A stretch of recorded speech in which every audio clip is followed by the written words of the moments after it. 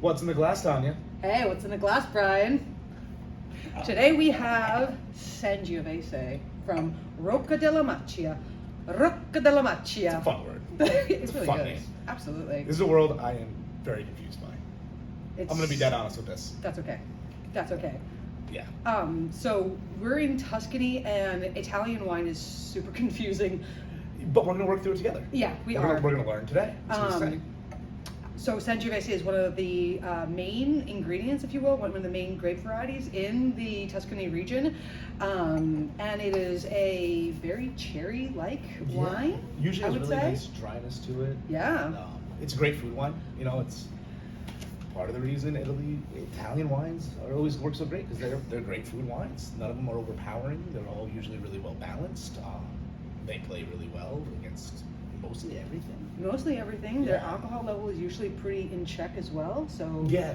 it's kind of fun to eat and drink with them Which we're together. going to talk about later on with this. Absolutely, yeah. There's actually a lot to go on, so we're just going to be a little succinct here because we could go on about, I think, Tuscany, Sangiovese, Italian wine for like an hour or Yeah, because there's a lot of 4. stuff. It's a lot of varietals that are specific really to Italy. Yeah. So we're going to go with kind of Yeah. maybe the most well known, and then we'll do some more stuff later on. We'll go for it. Okay. Yeah. So Rocca della Maciè is a little bit of a younger winery. So they started in 1973. The founder was actually a movie producer. He produced spaghetti westerns. So a fun little tidbit. Made his fortune, and being a good Italian man, he wanted to buy a vineyard. So I mean, that's what I would do. Exactly. Okay. Seriously, if you had like a few million in the bank, and then you had Especially some then, kids, yeah, and you're like, hey, I think I'd like to just make wine and chill. So that's Yeah, what it doesn't sound bad. No. That doesn't sound bad. Not at all. So basically built it from the ground up. Started with like 250 acres, but only 2 of them were planted to vine. So he basically built the whole thing up over time.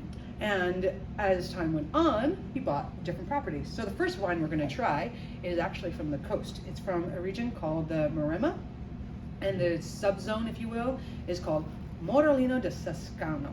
The soils here are very sandy because of their proximity to the ocean, and they have like brackish air, which I kind of love the fact that there's like salt that sits on the grape skins. Absolutely. You We'll know? probably it adds that different element, the So- salinity and like the balance. What do you think? I mean, I've never had it. I think it's absolutely delicious. I haven't had it I either. think it's really good. You know, it's a richer style. It's a little, I don't want to say jammier, but it's got it's a bit more body up front. Mm-hmm. But the dryness and the acid kind of comes through to the finish, which I think balances it out really quite nicely. I like it. Yeah, I think it has a bit more. Sometimes I find like Chianti or Sangiovese kind of be one note.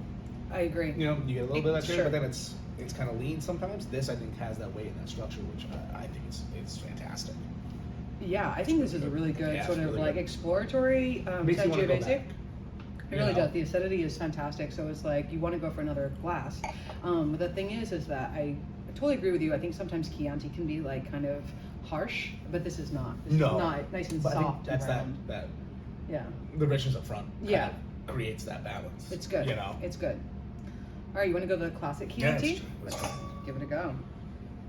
All right, so it's hard to see, but like these colors are almost identical, huh? Yeah. Would you say like the first two? Oh yeah, absolutely. The third one is like, Richer. hello, Oh yeah. what's going on here? A lot.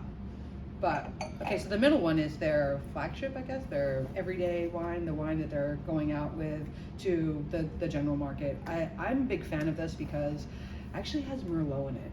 Yeah, I didn't realize. Yeah. I always thought that it had to be 100% varietal. I didn't realize that you could mix in. Kind Yeah. of like California, where you can do what 25% Right, of non-varietal into a bottling, Yeah, and still be considered a single varietal. right. So translation, it means that if you have Cabernet on the label in California, it could have 25% of like different things. Yeah, so sometimes Like- you'll see like Cap Franc, you'll Right. see you can see Merlot. You could see Merlot, you could see Syrah Petit potentially. Verdot, Syrah. Oh, can we talk about my favorite? Yes.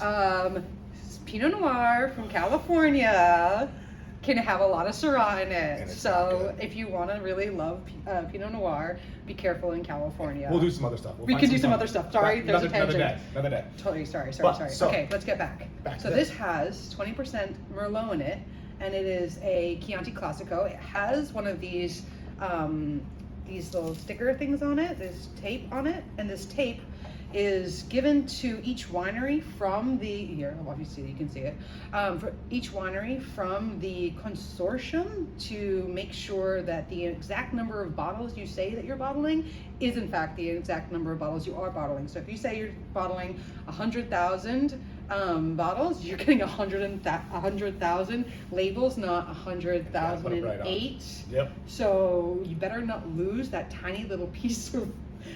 I think it's kind of. I mean, That's a lot.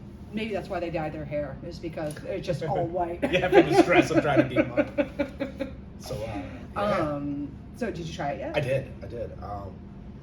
Ooh, it's a barnyardy note to it. There's a little cow stench in here. A little funk, which I like.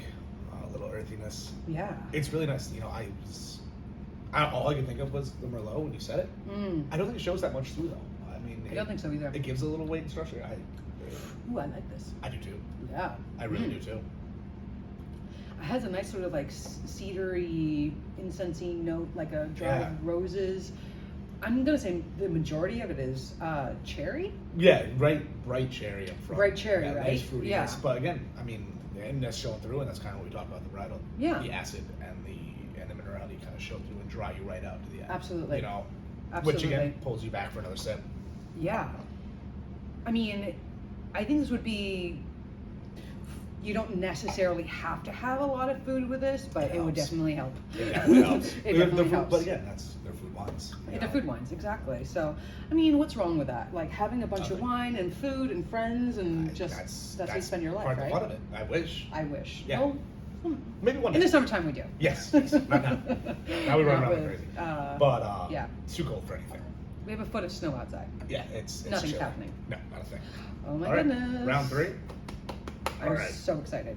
Okay, so Chianti has had a little bit of a troubled past. So do you remember the Chiantis with the straw basket? Mm-hmm. Yeah. Do you know what they're called? It's hysterical. I love what they're called. The only reason I know is because I did research this morning. They're called fiascos. Fair enough. So you can imagine why they're trying to like get away from that whole idea, because they're like, it's a fiasco. Right. So in response to that, in part in response to that, they created a subcategory, if you will, called Gran Selezione, which is the Great Selection. And it was started in 2010. And so if you find a Gran Selezione 2009, it is a fraud. It's not real. It's not real. So it's like one of those things that maybe in 10 or 15 years, people are going to try to say, oh, this is the original Gran Selezione. It was from 1997, which was a phenomenal year, but the person is lying to you. Because that didn't exist. Yeah, so we're drinking the 13 vintage. And so they have a couple of things that make it a Gran Selezione. It has to be all estate fruit, which means that it has to grow on the person's estate. They cannot buy any contracted fruit. It has to be... Yeah, there's no negociants. No negociant. Yeah. No... I don't know about friends and family. Probably not then. No, You'd have to like own the entire thing yourself. Yeah. So... Very controlled. Super controlled, which is not bad. No, it's a good thing. Yeah. The label is actually the vineyard sites, so you don't have to be single vineyard, which I thought was interesting. But it has to be single family owned. Yeah. Which I guess means you control how each vineyard's curated. For lack of a better way to put it. Yeah. Yeah. So we're drinking the 2013, and then the other thing that I thought was funny, it does not need to be 100% Sangiovese. So it has 10% of Colorino in it. Really? Yeah. Oh. So I love the word Colorino because I feel like it's made up. Yes, I don't. Like what? What is Well, Colorino? that's the wild part about Italian wines. Yeah. It's such varietals that are only grown in this one area. Oh my God. Area. Right. Which is crazy. And didn't you say it has to be? We were talking about this earlier. It has to be barrel aged for how long? Like 30 months. 30 months? It has to be, yeah. And so when you have your regular Chianti, it's about a year. This one is about 30 months. Which should add to a little bit of richness to it. Definitely. And you can use Barrique. And so Barrique is like the smaller oak, which gives it a little bit more of oakness. I can't stop talking. We need to start trying this wine because it is. I'm excited. It's supposed to be great, right? It's in the name. It's be great. It's grand. And it's a 13, which was a great vintage in Tuscany. Hello.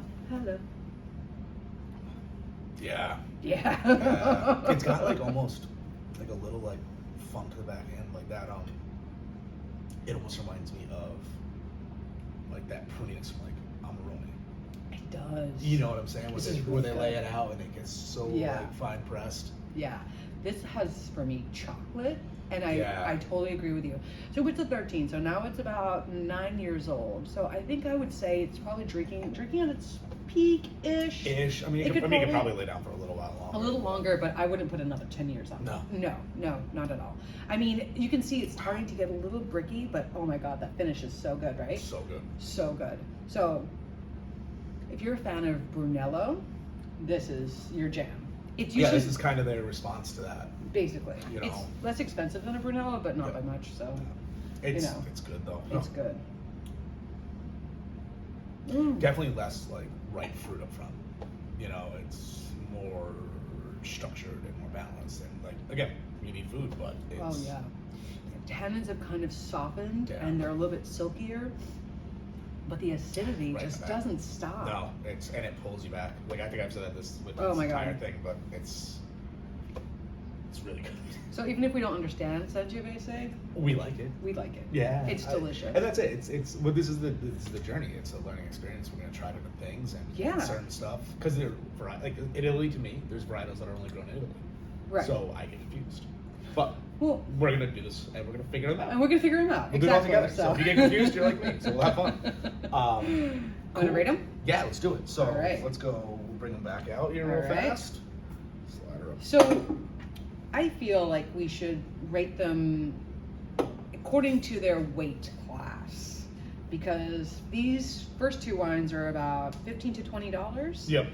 So, And then this guy. and then this guy's going to be about $30 to $50. No, more like $50 a bottle. $50 a bottle. Yeah, Yeah. more So like the $50 different. I a mean, bottle. yeah, there's definitely different price Yeah. points which create Yeah. different, Yeah. expectations. Yeah. So the combo. I'm going to give it a solid 3. 3 out of 3. 5. Yeah. I don't know. I kind of want to be a little bit more generous. I kind of want to go I was closer to gonna- 4 I because was I, gonna thought say it was a three- really good banquet. I was gonna say spot. 3.5. I think Yeah. that I like the ripe fruit up front. I Yeah. like the dryness of the finish. Yeah. I think that area. I'm Yeah. intrigued to try more of the Maremma and you know try what? more stuff from there. 'Cause That's a great. I that's a really great like call. as a food wine, especially like in a restaurant, like as a glass pour. I think it's a really nice bottle. And I I'd be agree. very happy with a glass of that. I agree. You know, You know, because it's a coastal wine, it might be able to go with seafood I think as it could well. balance. you I mean, know? it'd have to be a heartier seafood dish. Yeah. Let's Well- just be honest. Let's just do bacon wrapped shrimp or something Yeah, like that. I mean, well, like That's perfect. like bacon wrapped monkfish. That's a little Yeah. too buttery, but yeah, bacon Yeah. wrapped shrimp. Yeah, Yeah, perfect. something like that. Yeah, Yeah. because Cool. you want that fattiness against it. Absolutely. All right, second. I'm gonna give it about the same. Yeah, Yeah. I think I go a little bit high. I think I go like a 4 with that. Yeah. Yeah. I think it's well balanced. Like you said, you get that bright cherry up front, and Mhm. you know the dryness and the acid of the finish. Mm-hmm. I think it shows well for a Chianti. I think it's nuanced. It's not flat. It's not one tone, which I like. I like it too. Yeah. I like it too. And Yeah. finally, Finally, dun dun dun. So what'd you think? we're going with the level and style. 4.2. I was totally there with you. Yeah? I was totally there with you because I think it's really, really good. The only problem I'm having with it is that it's starting to get more mature. Yeah, I think And there's that window, and I there- don't know if We we're might missing be, it until it's turning to something else. Yeah, yeah. You know? So if you're watching this, look for the 15 because Yeah, I give think it a it's shot. probably drinking better right now. Then the 13. So That's fair. Yeah. So we're gonna go. I agree. 4.2. So I think it's a great wine to seek after. But Yeah, if you want to try that style and kind of Exactly. see the thing, but like I said, when I was tasting it, it almost has like that say that Amarillo words with age. It does. Like that pruny kind of. that pruniness to it and a lot of earthy. Not a lot, not like stinky earthiness, but there's definitely more Yeah, earthiness not- to it. It's a little complex. Yeah, oh, you absolutely, know? absolutely. But I It's- don't know if a year younger. Yeah. Like you see, we were talking about laying it down. Now, kind of thinking about it again, I don't, because you go through your first maturation, and then it kind of turns into something else afterwards. We were talking about that with It does. something. Yeah. But yeah, so there we go. Yeah. Cool. Awesome. Thanks for Thanks, watching guys. along. Thanks for watching. Like and subscribe. Exactly. Share with your friends. Yeah. And we'll see you next week. We'll see you next week. Have a good one. Bye. Bye.